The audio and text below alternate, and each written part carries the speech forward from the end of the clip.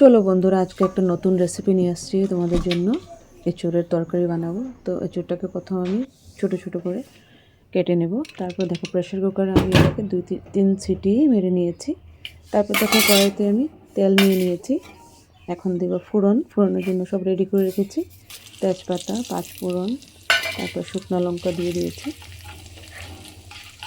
দেখো লাল লাল হওয়ার পরে তারপর আমি একটা পেস্ট বানিয়ে রেখেছি টমেটো, আদা, লঙ্কা দিয়ে।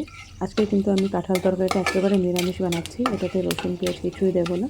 আর যারা নিরামিষ খেতে ভালোবাসে ওদের জন্য কিন্তু একদম একবার ট্রাই করে দেখতে পারো। তো এটাতে দেখো পেস্টটা এভাবে ঢেলে দিলাম আমি। তারপর দেখো মশলাগুলো কী কী দিয়েছি: হলুদ, জিরে গুঁড়ো, সামান্য কাশ্মীরি লঙ্কা গুঁড়ো আর নুন দিয়েছি।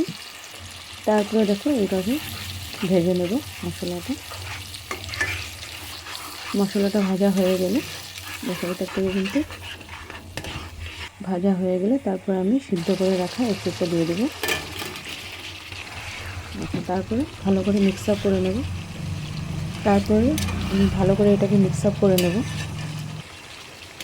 দেখো খুব ভালো করে নাড়াচাড়া করে মিক্স আপ করে নেব। এটাকে আমি রান্না করবো প্রায় 20 মিনিট। এঁচোড়টা কিন্তু সিদ্ধই আছে, তার সাথে আমি একটা আলু দিয়ে দিয়েছি।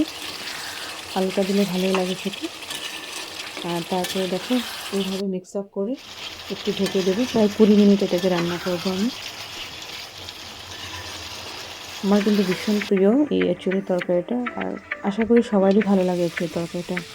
এমন কোনো কমই মানুষ আছে যাদের পছন্দ না। দেখো এইভাবে দেখো জলটা পুরোই শুকিয়ে গেছে আর তেল বেরোচ্ছে। তারপরে দেখো এটাতে আমি একটু কুমকুম গরম জল দিয়ে দেবো। এটাতে মশলা জলটা রাখা আছে। তারপরে আমি এটা দেখো এখন কিন্তু প্রায় 80% আমার তরকারিটা হয়েই গেছে। এখন ঢেকে দেবো। এটাকে আরও 10 মিনিট আমি রান্না করব। একেবারে কমপ্লিটলি নিরামিষ। এটা কিন্তু রসুন পেঁয়াজ দিয়েও বানানো যায়।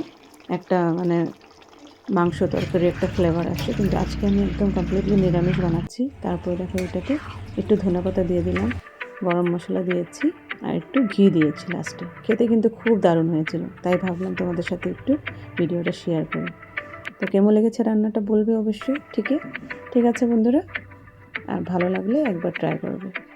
Tata, thank you for watching my video.